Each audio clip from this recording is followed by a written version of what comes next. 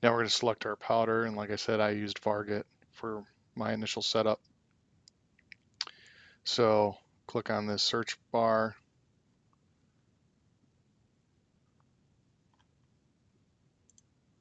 Ogden, two different ones here. I use the October one for the baseline. It really doesn't matter which one. You can also search here, Varget, type it in, boom, there's Varget. I'm going to use this one. Load it in. Keep in mind, most of these powder profiles are tuned for 70 degrees. I'll just go one for now. Powder mass, my original starting grain was 45.8 for this example. And I did 5 charge ladder at 0.4. So you can, if you do 0.2, you can do 0.2, whatever. It only goes a maximum of 10 ladders. So if you do more than that, say 15, you have to do 10 and then change your load so you get the other variables. Okay, yeah, so here's my ladder that I initially set up. I'm going to show you how to do PCD because I had to cut that out. I had a video error in the last recording, so we'll cut now to check in the PCD. But I think it's important to make sure you get the correct PCD for your lot of powder. I'll show you correctly the two ways to do the bulk density, okay? So the standard bulk density for this Varget is 960. When I took this brass that I trimmed at 2.007 and I fire formed it, I topped it off, all 5 pieces, with this powder, with my lot of Varget, okay? And let me check my spreadsheet. I think it took 55, let's see here, 52.55, okay? So 52.55, so I'm gonna put that in here for the powder mass.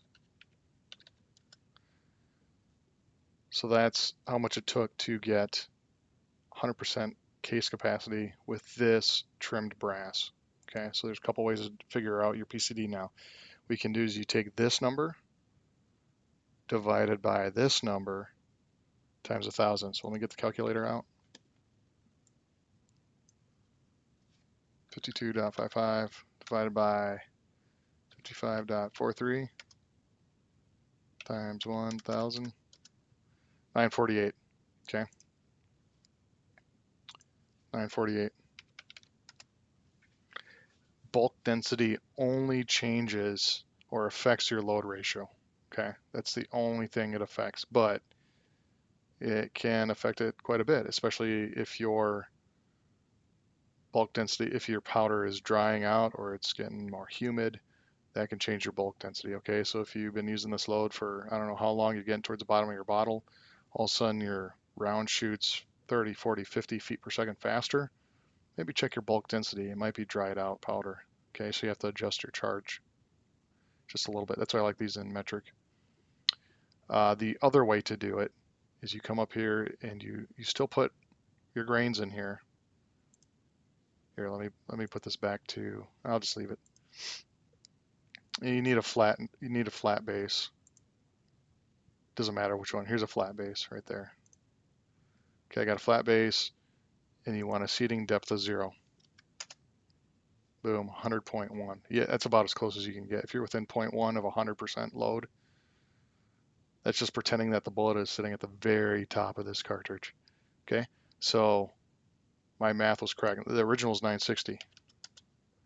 Okay, so if it was 960, I would have been 1.2% short. Okay, so this only affects your load ratio. Let's go back to 948.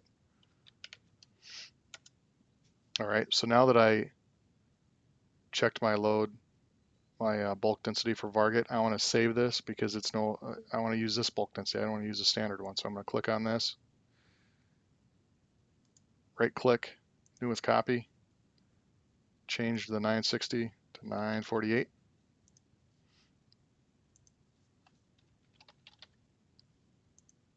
Oh, I'm also going to name it. So Varget 308 PCD because that's what I updated.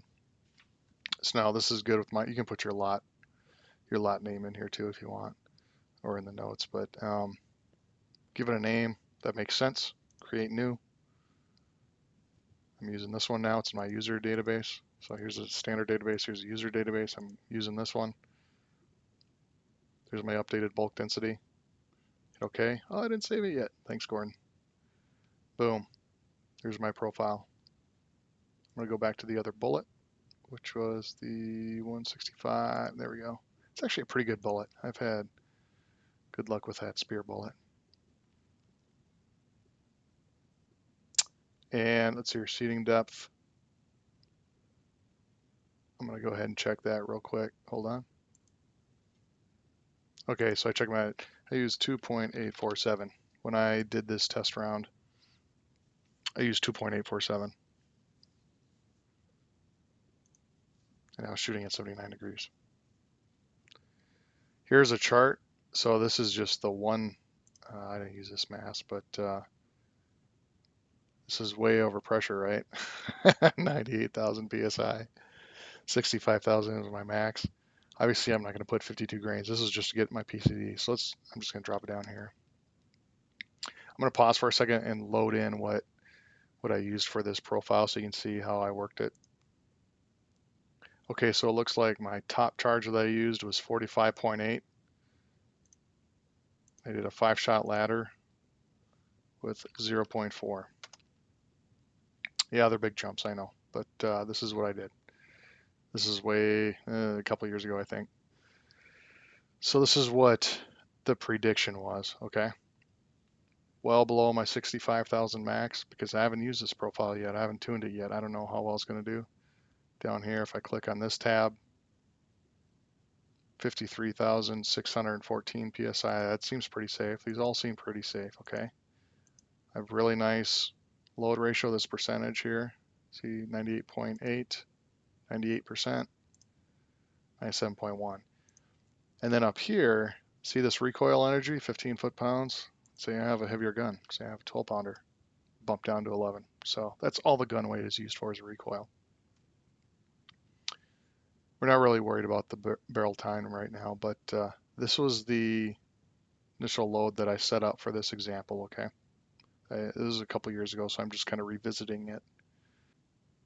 Okay, after fumbling around, I'm going to do this properly. So I was going to show you the parametric powder search. So you come up here to extras, parametric powder search, and it's pretty neat. This is the basic one here, but I'm going to go to manual powder selection. And here you select all, and now they're all in here, right? So well, some of these powders I'm never going to own. So if, say I click on this one, hold down shift, click on that, and then I right click and I can delete those. So now I removed them from my search. There's probably some other search powders in here too, but once you have more of your own powders, like if I have good Varget powder profiles, I'll remove the default ones from the search. Okay, so like these two, or this one right here, I'll remove it. This one right here, I'll remove it. Actually, I'll delete it right now.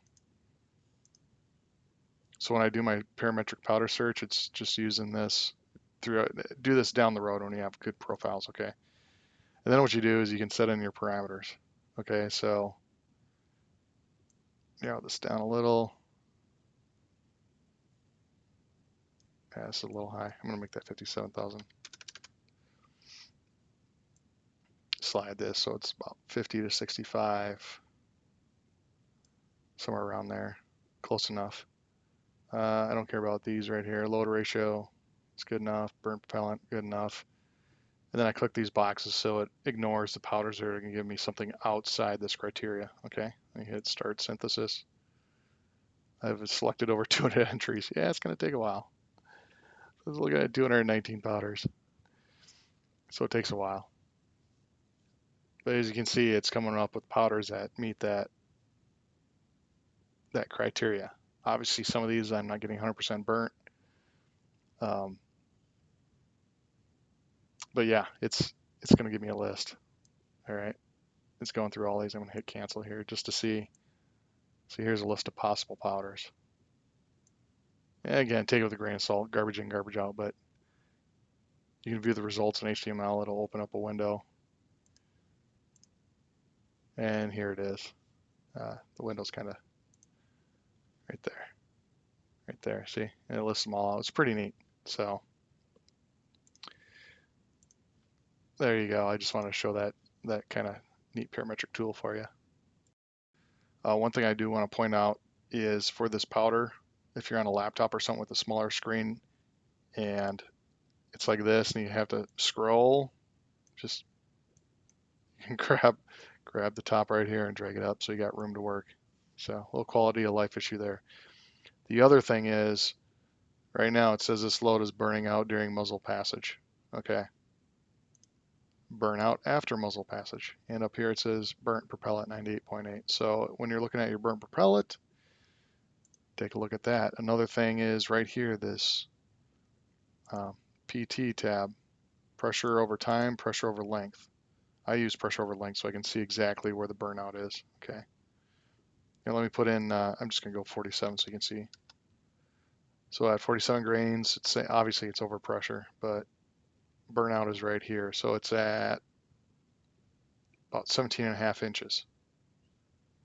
So you can see where the burnout is happening at your barrel length, which is pretty neat. That's why I like the pressure over length.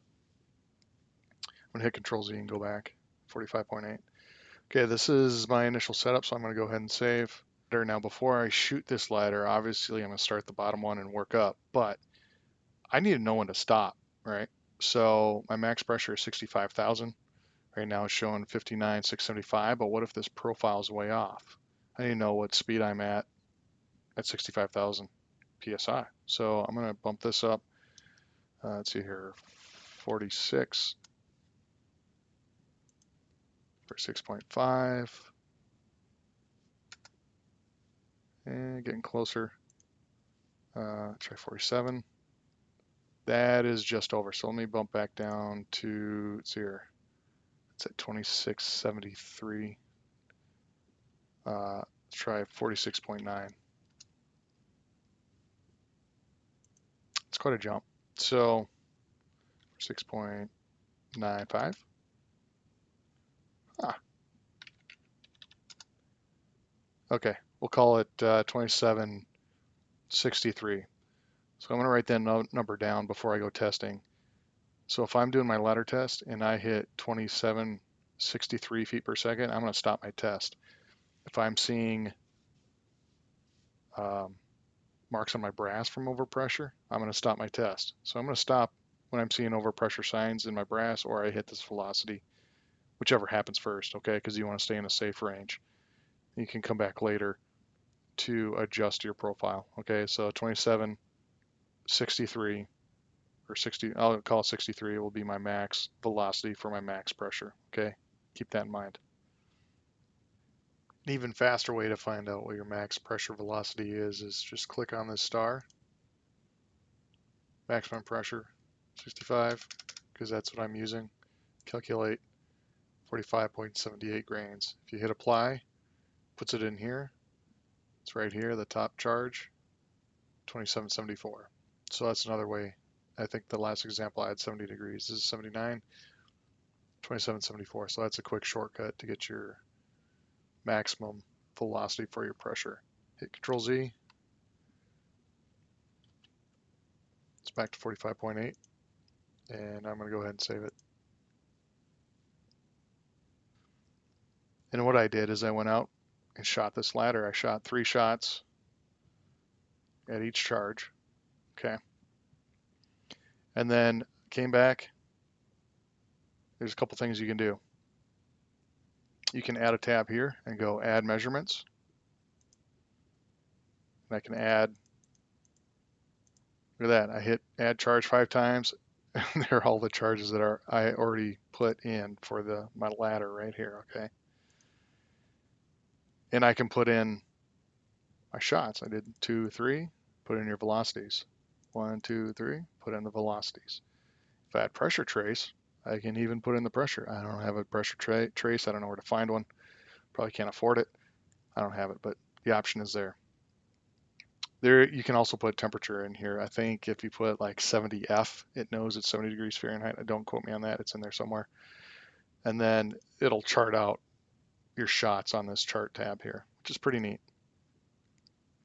I'm going to go ahead and close that right now because I'm not going to use it for this example. But see, I went out, I shot all these shots, and now I want to tune my profile, so I'm going to do that next.